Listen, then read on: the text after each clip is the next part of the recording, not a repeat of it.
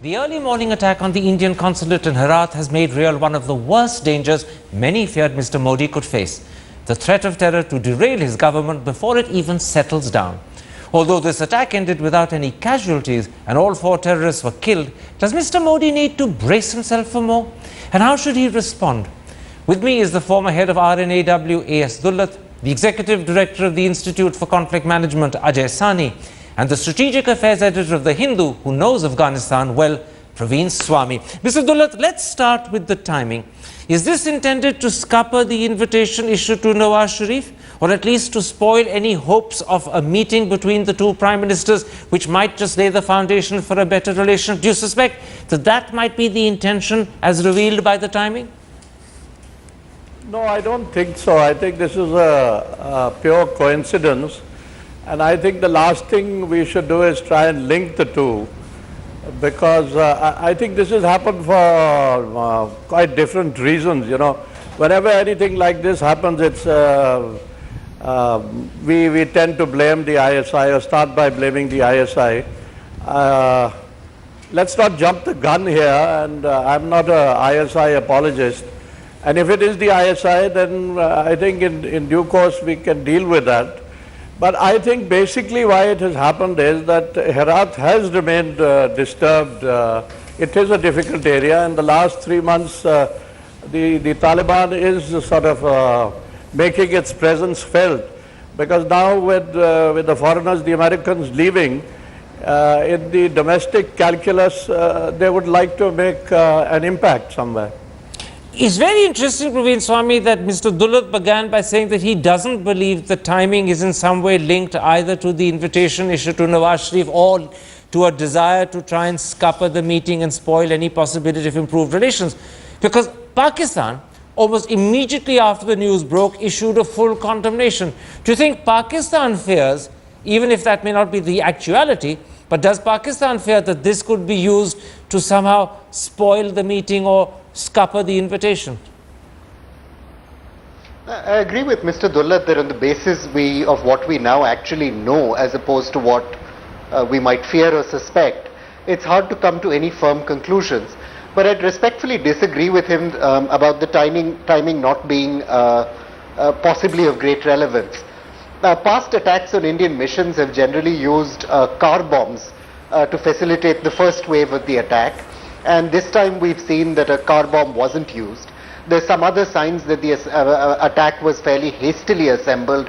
The attackers, for example, not being very sure on their escape routes after the attack failed, not being very sure on entry points. One attacker shot dead trying to scale a wall into the mission.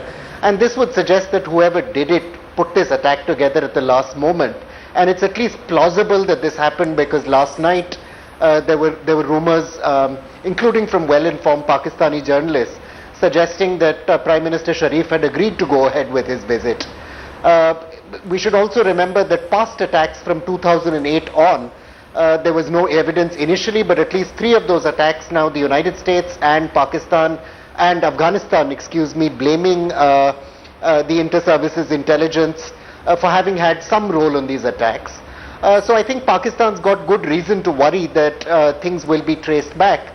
One of my colleagues today, I think, summed up the sentiment on this in Delhi, saying that, well, Narendra Modi sent an invitation card with, RSVP written below it, and here's the reply. Dr. Sani, there was another element of Mr. Dullat's answer that I want to take up with you. He said that it would be wrong to jump to the conclusion that the ISI was somehow responsible or to blame. And I want to put that to you. Do we at this moment have any reason to suspect either a Pakistan link or an ISI link? I know and accept that the 2 earlier attacks in Kabul on the Indian embassy and the guest house were traced back to the Haqqani group with a clear ISI imprint all over them. But this time people point out that Herat is in fact on Afghanistan's western border with Iran, and an area that has so far not been believed to be within Haqqani reach. So do we have reason to believe that there could be a Pakistani hand or an ISI hand? Or do you accept Mr. Dullat's point, let's not jump to conclusions on that score? Look, let's not jump to conclusions, correct, but let's not misread the trend as well. There is a whole range of earlier attacks. We've had 4 attacks on Jalalabad. We've had 3 attacks on Kabul, you've had an attack in Kandahar, and most of these attacks have been traced back to the Haqqani network. Herat, moreover, is not completely outside the extended area of operation for the Haqqani network. It is part of there have been previous attacks in Herat, not against Indian targets but against Afghan targets, which have been executed or attributed to the Haqqani network. So while I would not like to say that this is the Haqqani network and this is the ISI, neither would I be so quick to let either of these groups off the hook. Which is where I disagree very, very strongly with Mr. Dullat. Well, we have a very interesting situation developing, Mr. Dullat, on your 2 points. Either Praveen Swami or Dr. Sani disagree with you. Praveen believes that, in fact, the timing is suspicious. It does at least plausibly look as if it is deliberately designed to scupper Nawaz Sharif's visit. And Dr. Sani says that whilst we shouldn't jump to conclusions, you can't rule out the possibility or even the plausibility of Haqqani involvement and perhaps even an ISI involvement. Do you want to come back to both of them who disagree with you? No, it's like this, you know, I don't understand Afghanistan as well as the other 2 experts here. But whatever I understand of Afghanistan, I think this is beyond the reach of the Haqqani. See, whenever something happens, the first thing is to, as I said, to jump to conclusions, say it must be the ISI. It is the ISI. I'm not saying it can't be the ISI. It may be the ISI. But I said that can wait. And I do believe that I think this is beyond the influence of the Haqqani group. And I don't think, as far as the timing goes, yeah, it could be, it could well be. But my plea was, let's not start by linking the 2 things.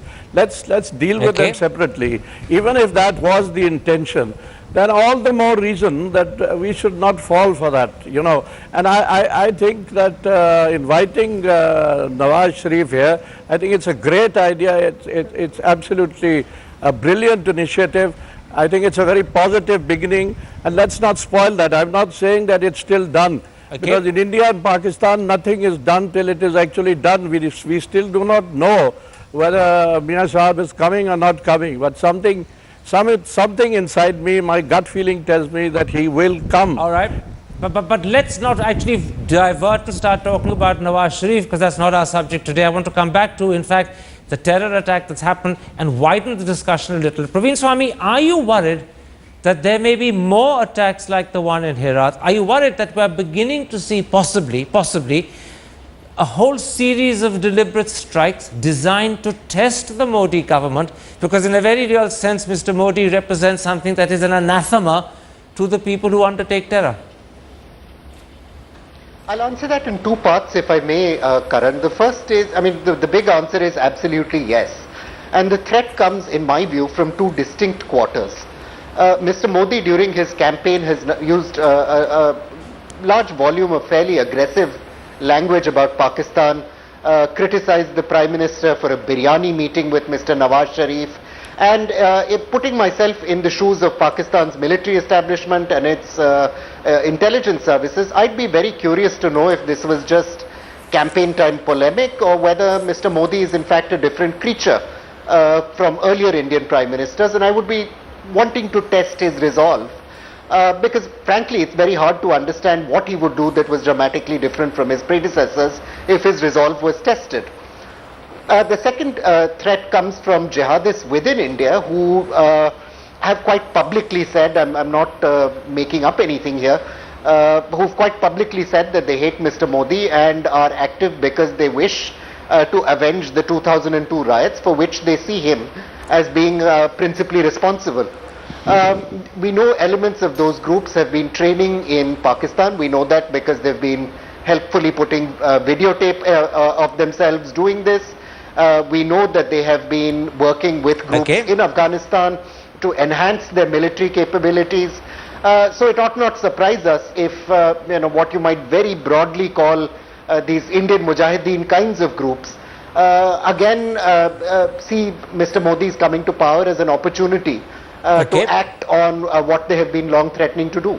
Dr. Sani, let's build on the thought or the assumption that we are going to see more such attacks because these are designed to test the Modi government, because Mr. Modi is seen by the terrorists as an anathema. What response are the terrorists looking for? Or to put it the other way around, what sort of response from Mr. Modi would frustrate the terrorists? You see, first of all, let me make it clear, irrespective of who was in charge in India, whether is Modi now or could have been some other government at this juncture, an escalation of attacks against India or against Indian targets in Afghanistan was inevitable. As the drawdown occurs, Pakistan's clear intent, irrespective of the government in New Delhi, was to minimize India's presence and role in Afghanistan. And that is an objective that was shared by the Taliban groupings. So, irrespective of who was in charge. Okay, I take that point. What response are they looking for, and what response would frustrate them? Well, you see, they are looking for an extremist response. They are looking for a radical response, extreme violence that will help escalate, conflict in the region. What would frustrate them is more effective. What would most effectively frustrate them is efficient responses to damage their sponsors and damage their networks.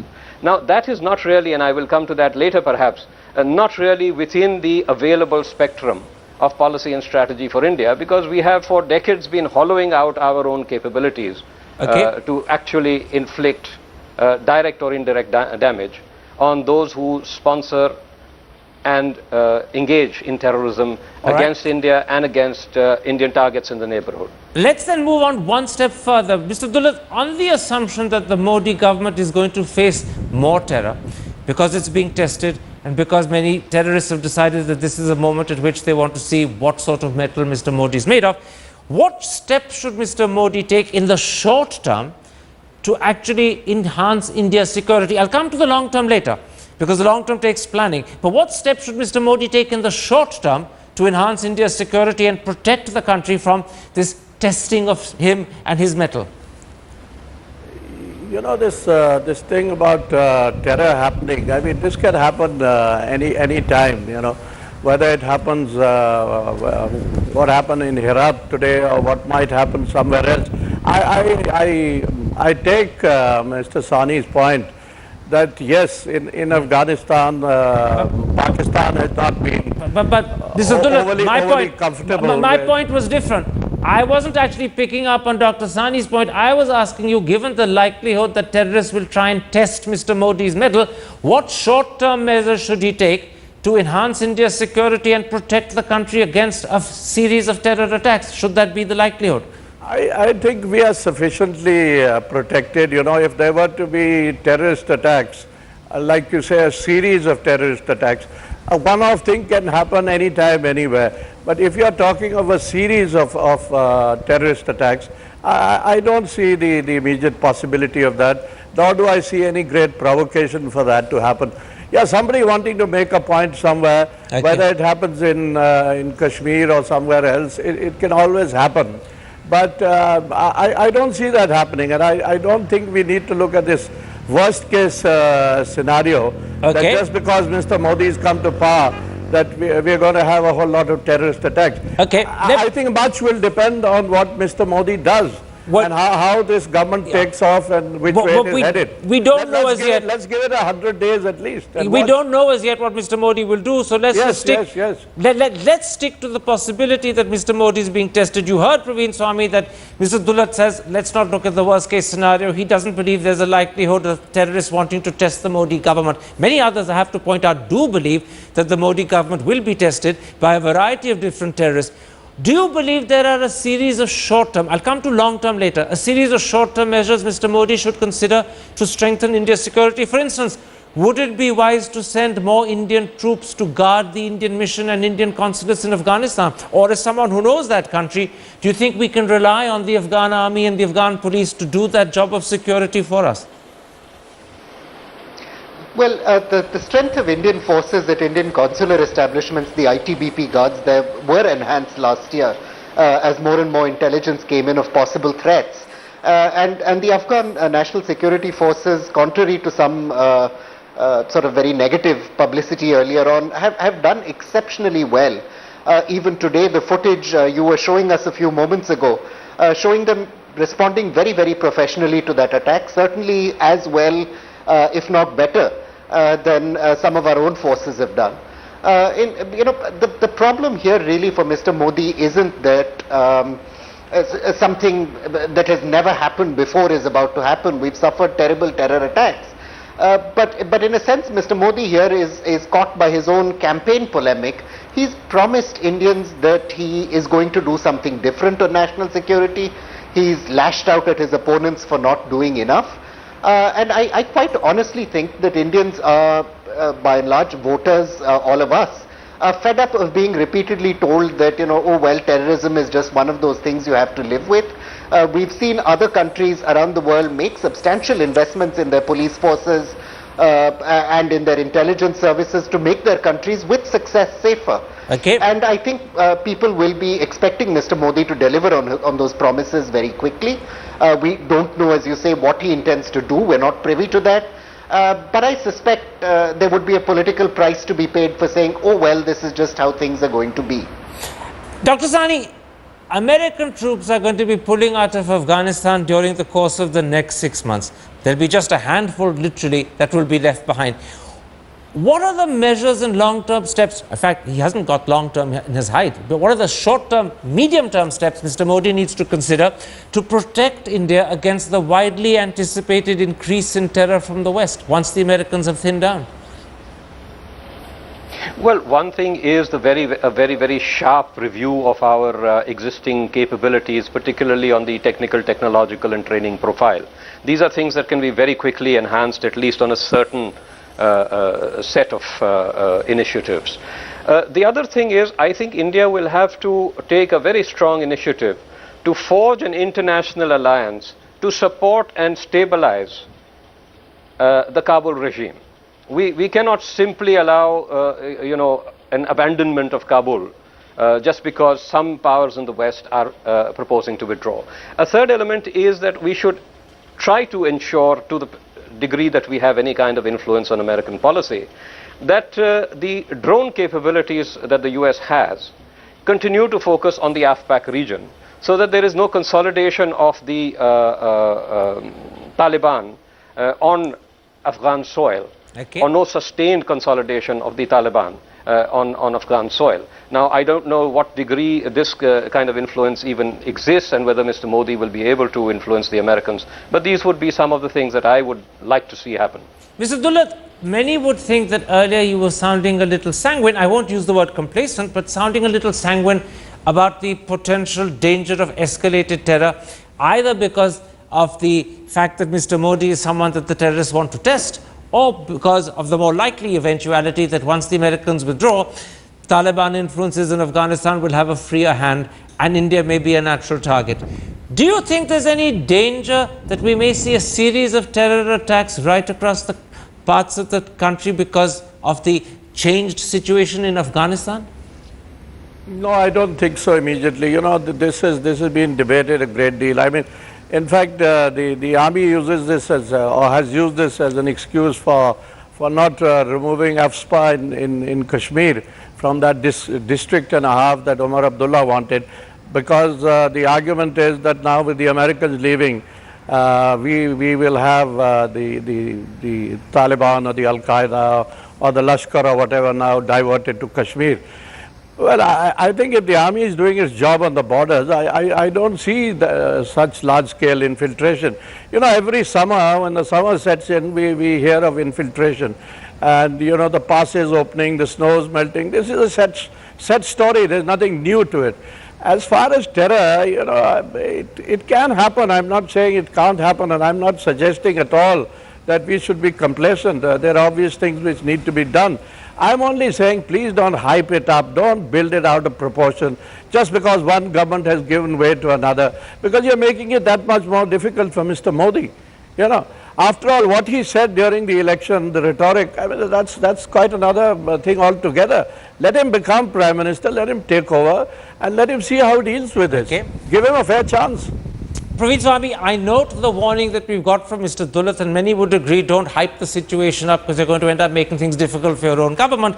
And yet, analysts may not think along these lines, but there are many private individuals sitting in their respective drawing rooms watching television who wonder whether there might be just another 26/11 because Mr. Modi is in power and because the terrorists want to perhaps do something shocking. Do you share that fear, or is that just an exaggerated fear that laymen have?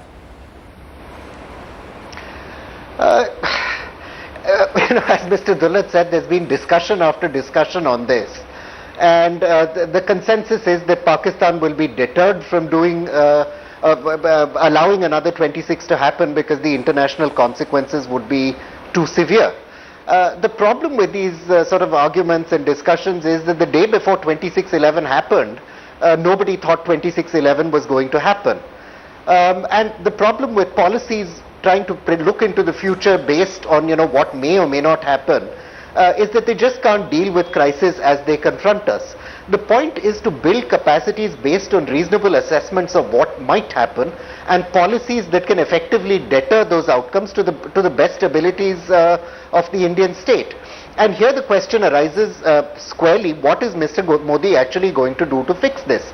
After 26/11, we had a great many pronouncements from a great many ministers about all sorts of wonderful things that were going to be done. And you just have to go through the Ministry of Home Affairs annual reports to see that very few of those things have actually been done. It would be nice to see what blueprint Mr. Modi has to fix those deficits of capacity. Because as Dr. Sani said a minute ago, till you fix those problems, you haven't really got the tools to protect yourself. Absolutely. Basically. Dr. Sani, we have literally just 30 seconds. I'm going to ask you for a very brief answer, but you're a master of pointing out to Indians how much governments promise, how little they deliver, how much they plan, but how much just gets left on paper. Do you think Mr. Modi, with his vigorous stand on national security issues, will be more effective in ensuring that the capacities that need to be built up will be built up? But you have to answer in 30 seconds. Well, I think if he doesn't, then he fails in everything that he has promised. Because unless you address the security issue, you will not be able to address in any enduring sense any of the other challenges that this country faces. Right. And one last point that I'd like to make is that, I don't agree with the idea that we shouldn't be looking at the worst case scenario. We shouldn't be hyping the worst case scenario, but as far as security analysis is concerned, you must look at and prepare for the worst, even though you may choose to hope for the best. All right. I think that is good advice, and I hope Mr. Modi is listening and pays heed. My thanks to all three of my guests for joining me. There we end tonight's episode. But now on the other side, my colleague Rahul Kanwal with the exclusive India Today initiative, where you can choose the dream cabinet you're hoping for. From me, goodbye, good night.